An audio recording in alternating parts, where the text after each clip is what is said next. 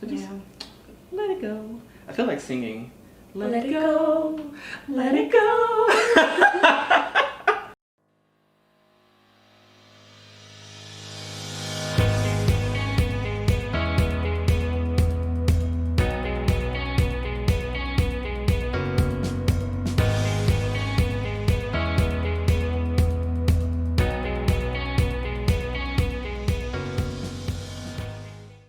Hi guys, welcome back to The Work Within, where we talk about everything mental, physical, and spiritual. I'm Diamond Simons. And I'm Sami Iman. If you are new to our channel, welcome. And if you're already a part of our growing family, Welcome. we're so glad you're here. So today we're talking about healing from the past as part of our Getting Back to You series. And yeah, let's talk about it. Let's talk about it. We are back and we are going to continue this series. And for sure, like, we are into the point of healing from the past, which I feel like if you have been keeping up with everything so far, you'll see that how everything compounds on top of each other. And everything works in tangent with everything else. And healing from the past is no different. So when we think about healing from the past, we think about things that we are holding on to today that comprises our thinking about ourselves or the world around us based off of something that happened in the past. We can have situations, I think one of the examples that I was telling Diamond about earlier was situations of like racism, right? When I was younger, I was chased down the street with my older brother by a group of white guys telling us to go back to Africa. Even though I'm from Kansas and I was raised in Fort Worth.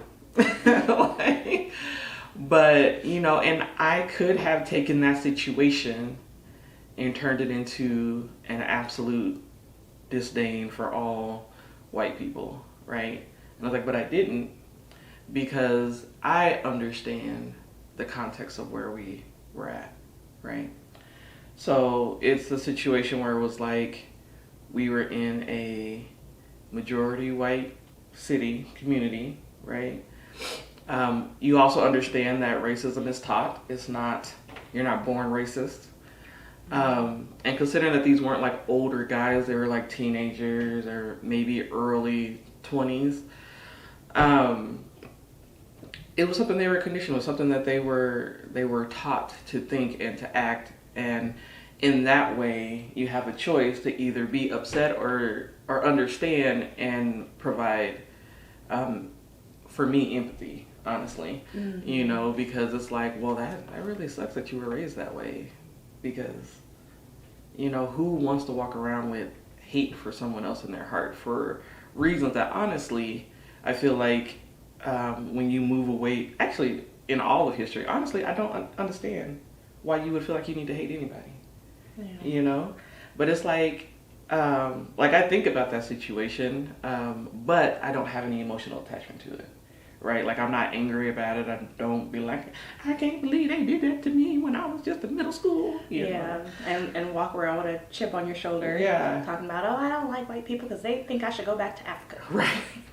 Like, no. Yeah, and the funny thing is that it's happened throughout a lot of my life, you know, where people just look and be like, oh, where are you from? And I'm like, Kansas. And then they look at me like, they're expecting me to say like Uganda or something. I don't know what they want from me. And Or Jamaica. Yeah. And so I was just kind of like, yeah, thanks. And then keep it moving.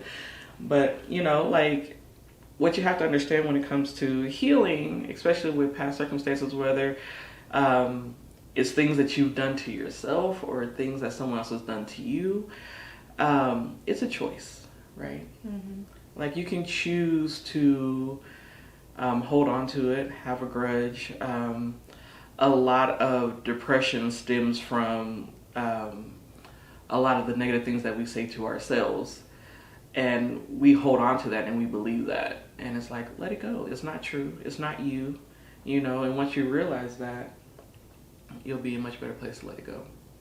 And I was saying every day you're a new person. Yeah. Because literally, I mean, we have so many thoughts. Things are just clicking like that. Like you might learn something new and it just totally changes your perspective and you're a brand new person just based on some new information that you saw wherever on the internet or heard from a cousin, right? So literally we're not the same people we were last year, last week, maybe 5 minutes ago, depending on, you know, what happened. Like if you stub your toe and all of a sudden you're this angry person. Yeah. If that makes sense. Yeah. No, I mean, it does. Because if you think about it, like, are you going to be angry for the rest of your life because you stubbed your toe? Yeah, You're going to hate wood for the rest of your life? No. Or like accidents. Yeah. Because if you have an accident where you break your knee and there's no fixing it and you can't walk again. Yeah. I mean, yeah, that's kind of dramatic. But I mean, but your perspective at that moment changes. Yeah. And you're not the same person. Absolutely. And it's the same thing with your mind. Like things change in your mind or new information comes in and it changes you. Just mentally versus physically. Yep, absolutely. And you know, the biggest thing is to understand that you know, you have a choice at all times. Life is full of choices, and every choice you make, even not making a choice, is a choice. And it dictates how you're gonna feel that day. It's gonna dictate how you might be 1 or 2, 3 years from now. Only to say, because like if you decide that you're gonna hold on to something, you're gonna be angry about it, you know, and hold a grudge. Guess what? If you don't check that and you don't change that, that grudge is gonna be with you until you decide to fix that. And one of the ways to do it is to, one, like, have a little empathy, which empathy means to put yourself in another person's shoes and understand where they're coming from. And I know in the heat of disaster, destruction, arguments, whatever, it's hard to do that. In the, you know, in the throes of the situation that you might be holding on to, it's hard to say, well, this person might be coming from this place, so, you know, maybe this really wasn't supposed to, meant to me in the way that it was, you know. And which is hard to do at the time. So, and that's okay, because no one's saying that you can't be angry. Go ahead, be angry. Do what you got to do. Get your emotions out. But once you get past that part, don't sulk in it. Yeah, don't sulk in it. But once you get past that part, then you can start understanding and providing a little empathy. Like, okay, well, I know that this person is coming from this place, and so maybe something was going on with them at that time, which caused them to act this way towards me. And I feel like one of the biggest things that as people we need to realize that a lot of times when people do hurtful things to you or they do things to hurt you, is it has more to do with them than it actually has to do with you. And I think once you understand that perspective, it makes it a lot easier to forgive, which we'll do a whole nother video on forgiveness. But and I say this from experience because there was a whole year and a half when I was going through it with some people, you know. And on the inside of it, it's so hard to see and understand and empathize. And so I'm saying, have your emotions, feel the way that you feel, because it's valid. Your feelings are valid, but don't sit in it, you know, because after this person was removed from my my social circle or my bubble, essentially, I was able to sit back and actually think about what happened and be able to understand, like, okay, this is who she is. This is what I know that she was going through at this time. So I know that this has nothing to do with me and everything to do with her, which is on her to work on. It's not for me to tell her, like, you need to go fix this stuff about yourself. You know, like, it's not for me to do. But, you know, if she wants to put into work, if she recognizes that that's what she does, then by all means. But let me say this. If someone disrespects you or someone treats you bad, don't just take it. Like, not say, you know, like, this is not okay. You know what I mean? Like, you have the right to say, I don't appreciate you doing this and I need you to stop. And if you don't stop, then we're going to have to take this. Like, if you're at work, take it to your supervisor, your manager, whatever. up the chain, HR, if that's what you got to do. You know, if it's in your social circle, you don't have to talk to the person anymore. Be like, if you don't stop this behavior, like you and I can't hang out anymore. You know, and so at least if nothing else, if they care about how they treat people, then it's on their radar. But it's still not for you to say, you need to change this about yourself. Like, I don't appreciate you doing this with me. And so I need you to change that, you know. And then from there, you see what happens. But at least you set the boundary. Talk about boundaries. And you understand what you're willing to accept and what you're not willing to accept. And then... your filter. Yep. And then, you know, and you have enough love for yourself to know what is okay and what is not okay for you. Self-love. And you can make that discernment, right? And then it'll be up to them to decide what they're going to do, and you have the right to remove yourself from that situation altogether.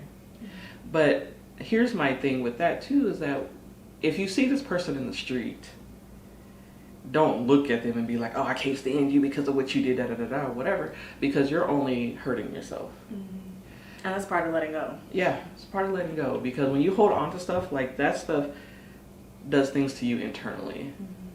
And you got to let all that stuff go so that you can live your best life.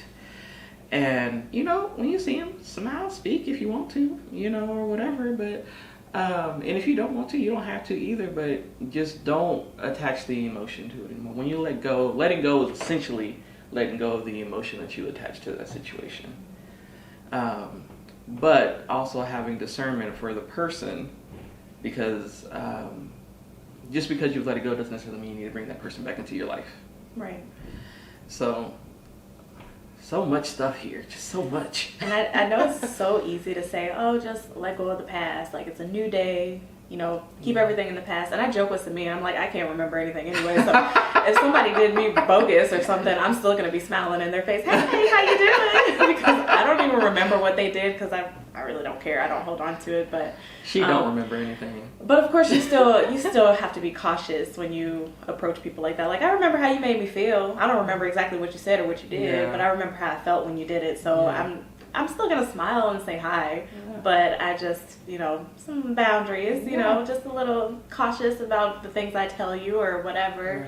I just don't want to go back into that cycle, you know. And then too, she could have changed from her past, and she's not the same person she was 2 days ago. Yeah. And that's just what it is. Yeah. Absolutely. And like in those situations, like you gotta give people the opportunity to show you that they've changed if they have. So, you know, if someone slighted you and they come up and they're like, you know what, 5 years ago I did this to you and I apologize, you know, accept it.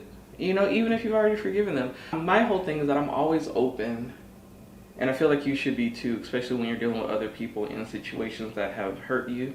Always be open to them if they're willing to come back and say, hey, I'm sorry for what I did. Because you got to think about it too, if they've grown any, probably how they treated you at that time is also eating them up, you know? And so, like, don't shun people. Like, if you hold on to it, your first reaction will be like, I don't want to talk to you because, you know, because of this, that, and the other. As opposed to being open and being like, yeah, I'm always willing to talk. Anybody out there who has slighted me in the past, I'm always open. I'm like, you know, because 9 times out of 10, I probably already forgave you. So I've already let it go. But if you've slighted me in the past, I don't remember. Don't remind me either, because I don't want to remember. It's like two dynamics here. You got the person who's cursed with the memory of everything every second of the day for the past 30 plus years, and Diamond who can't remember things from yesterday. I am stepping into my now, and I forgot the past, and that's okay. Unless, you know, it's something essential that I need to remember. Then I have to write it down, because I still won't remember. Like the other day, that credit card bill that came out, I was like, oh. Where you come from? Oh, I forgot. I wasn't expecting you. Curse you, credit card companies. But yeah, so I mean, find a good balance in there. Don't remember everything, but don't forget everything either. Yeah, I mean, goodness gracious. But I mean, all in all, really what it comes down to is just, ultimately putting yourselves in the other person's shoes. So empathy, right? Understanding that in most cases, when someone is having ill will towards you, and a lot of times unintentionally or even intentionally, it's not necessarily having anything to do with you and everything to do with them. So come to a common place so that you can understand where they're coming from, but then also respect your boundaries and take only what you're willing to take. Keep moving forward. Don't hold on to things that don't serve you, because it weighs you down, and it does lead to depression and anxiety and things of that nature, things that don't serve you. So just let it go. I feel like singing. Let it go. Let it go. But I don't know. I feel like it's kind of easy for me to just kind of leave stuff in the past and not hold grudges. I don't think I'm one to hold grudges. Well, you don't remember anything half the time, so Well, you kind of can't hold a grudge. Yeah, but I think it's kind of, in a way, it's healthy to just forget some stuff and not hold grudges, but at the same time, just remember how you feel. Yeah. Or how you felt, and just make sure you keep your boundaries and stay guarded. But Yeah. don't live in the past, and don't sit there and reminisce on all the things that went wrong, Right. or all the different ways that you felt wronged. Mm-hmm. Yeah. Absolutely. Yeah, so anything else you want to add? So we have a worksheet on Phoenix Rising, as always in this series, that will help you walk through the process of learning to heal from the past. And you'll see in that worksheet there's a series of questions that you should ask yourself as far as why you are holding on to it. Like, in order to heal from things that are holding you back or that you are holding on to, you have to bring it back up, right?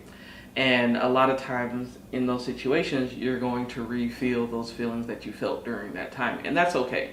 And that's why we say, like, your feelings are valid.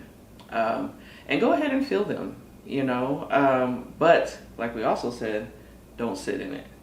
Like, feel it, understand why you felt that way and why you still feel this way about it. And then work on letting it go. Yeah, if you got to burn the sheet of paper with all the memories on it, do that if that's a releasing for you to let it go. I know, because I've done that. Yeah. So work through that worksheet. We look forward to hearing from you. If there are things that you need to let go and you want to tell us about, you can tell us in the comments. And if there are situations where someone's apologized to you or you had to apologize to someone for something that you did, let's talk about it. Let's work through the things that are still holding us back, because a situation you're going through might help someone else. So until next time, we'll see you later. Bye, guys.